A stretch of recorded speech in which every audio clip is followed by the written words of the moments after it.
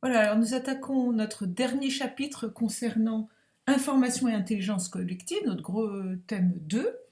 Nous avons vu en quoi les technologies transforment l'information en ressources, dans un premier chapitre, puis dans un deuxième chapitre, comment le partage de l'information contribue à l'émergence d'une intelligence collective. On a fait beaucoup de travail collectif, dernier chapitre de sciences de gestion.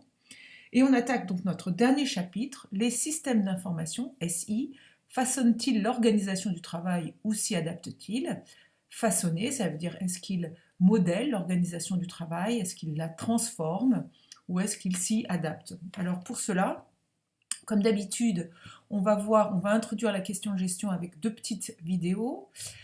Vous aurez des notions à construire dans ce chapitre, alors notamment le mot processus, qu'est-ce qu'un processus, qu'est-ce que sa nature, et puis qu'est-ce que ça veut dire et comment on le représente. Vous devrez connaître ce que c'est que les PGI, enfin les logiciels de gestion intégrés. Nous verrons aussi la notion de flux de travail et nous finirons le chapitre sur le e-commerce et le travail à distance. Voilà, alors pour introduire cette question, ce qui vous est proposé, c'est la dématérialisation du bulletin de paye. Alors dématérialisé, ça veut dire que le bulletin de paye n'est plus sous format papier, mais il est numérisé. Et ça, c'est possible depuis le 13 mai 2009. Il peut être remis aux salariés par voie électronique grâce à des solutions techniques qui garantissent l'intégrité des données. Donc on va revenir sur le mot intégrité. Cela présente des avantages pour le salarié, pour l'entreprise et pour la société en général. Alors, quelles conséquences, les deux questions qu'on vous pose, quelles conséquences sur le système d'information, cette numérisation, cette dématérialisation du bulletin de paye provoque-t-elle et quels avantages peut en tirer le salarié? Alors, ce que je vous propose, c'est de regarder cette vidéo et d'utiliser la méthodologie que je vous ai apprise l'autre jour en posant vos deux questions à gauche d'une grande feuille blanche et de prendre en note les mots-clés, les idées générales, les dates importantes qu'il y a dans cette vidéo de façon à pouvoir répondre à ces deux questions sous forme de synthèse. Ce papier, je vous demanderai donc de me le rendre pour pouvoir regarder un petit peu comment vous pouvez appliquer cette méthodologie de prise de notes à partir d'une vidéo.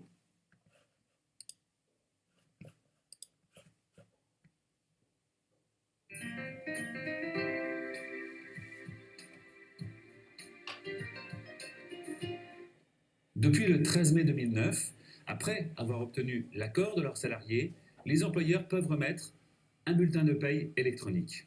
C'est l'article L3243-2 du Code du travail relatif à l'obligation de remettre un bulletin de salaire qui précise que dans le cas d'un bulletin de paye électronique, on doit le remettre dans des conditions de nature à garantir l'intégrité des données. Selon la FNTC, il serait établi 200 millions de bulletins de paye chaque année. Remplacer ne serait-ce qu'une petite partie de ces documents par des documents électroniques présente un intérêt à la fois pour l'entreprise, pour le salarié, mais également pour la société dans son ensemble. L'entreprise pourra réaliser à terme des économies sur le poste d'impression, de mise sous pli et même d'affranchissement pour les collaborateurs distants. Le salarié pourra disposer à distance et à partir du moment où il dispose d'un ordinateur connecté de l'ensemble de ses bulletins de salaire. Il pourra les dupliquer facilement et les transmettre tout aussi aisément. Enfin, la dématérialisation des bulletins de paye représente une contribution au développement durable en réduisant l'empreinte écologique de l'entreprise. Elle est donc bénéfique pour l'ensemble de la société. Mais cette obligation de garantir l'intégrité des données n'est pas forcément simple à réaliser dans la pratique. Il ne faut évidemment pas imaginer que cet article du Code du travail vous permet de transmettre vos bulletins de salaire par simple email. Il faut, pour répondre à cette obligation de garantie d'intégrité des données, imaginer une solution technique à mettre en œuvre. Alors, plusieurs voies sont possibles. On peut notamment imaginer la mise à disposition du bulletin de salaire au travers d'un intranet ou d'un extranet sécurisé. On peut également imaginer la mise à disposition à chaque salarié d'un coffre-fort électronique dans lequel on déposera le bulletin de salaire. Enfin, on pourra utiliser une signature électronique et transmettre cette fois-ci le bulletin par courrier électronique. Retrouvez les avantages et les inconvénients de chacun de ces moyens dans les prochaines vidéos. Voilà, donc cette vidéo assez instructive sur la dématérialisation des bulletins de paie. Alors, qu'est-ce que c'est que l'intégrité des données? L'intégrité des données, donc si on parle d'un homme qui est intègre, vous savez ce que ça veut dire qu'il est honnête. Si on parle d'intégrité de données personnelles, cela veut dire que lors de leur traitement, de leur stockage, de leur diffusion, eh bien ces données ne subissent ni changement, ni altération, ni destruction, qu'elle soit accidentelle ou volontaire. Donc l'intégrité, c'est à la fois l'exactitude, l'authenticité et la précision des données. Alors bien évidemment, il est très important que vos données personnelles ne soient pas détruites, que ce soit accidentellement ou volontairement, et qu'il n'y ait pas sur votre bulletin de paye qu'il n'apparaisse pas eh bien, de changement ou d'inexactitude qui pourrait causer évidemment un certain nombre de problèmes lors du paiement. Voilà, donc ça c'était pour préciser le mot intégrité. Donc je vous demande de travailler sous forme de prise de notes avec les questions qui sont soulevées dans cette petite vidéo. Et puis sur votre feuille de cours, eh bien d'en faire la synthèse dans le carré qui est sur votre page 1. Alors, deuxième petit travail, découvrir le contexte. Alors, cette fois-ci, vous savez que la dernière fois, on a travaillé sur une organisation publique, hein, c'était une mairie, hein, donc collectivité territoriale. Ici, on va travailler à nouveau sur une entreprise privée, donc une organisation privée. C'est un grossiste spécialisé dans la vente de pièces détachées et d'accessoires pour l'électroménager. Et puis, c'est aussi sa deuxième activité, ils font du dépannage d'électroménager. Voilà, donc c'est une entreprise qui a été créée en 1995. Elle porte le nom de son fondateur, de son dirigeant, Janin, la SARL Janin. Elle fait un chiffre d'affaires en 2013 de 884 000 € et on peut dire que c'est une PME puisqu'elle a 23 salariés. Ses clients sont les artisans réparateurs, les magasins d'électroménager et d'équipements multimédia. Donc ce grossiste spécialisé dans la vente de pièces détachées et d'accessoires fournit des artisans, des réparateurs, etc. Donc elle a notamment comme client Pulsat, Boulanger. Elle assure aussi des réparations d'appareils d'électroménager. Des incidents depuis 2013 sont dus à une mauvaise coordination des opérations et qui se répètent, rupture de stock, erreur de livraison.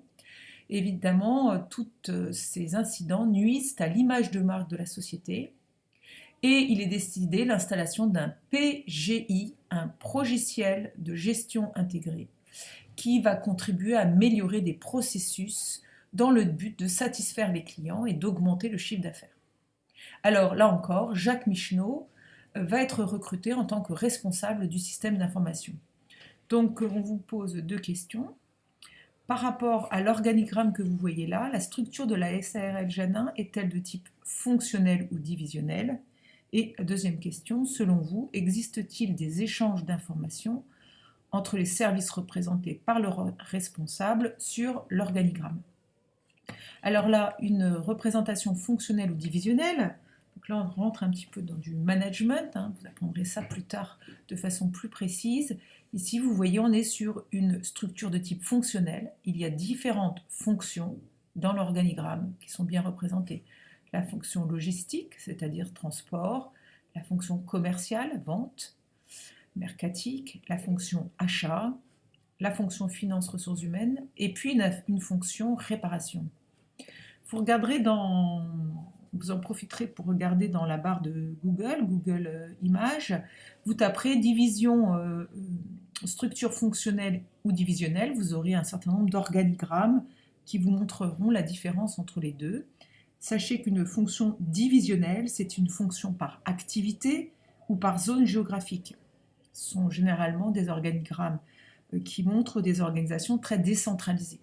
Donc là, nous avons un organigramme qui nous montre une structure de type fonctionnel.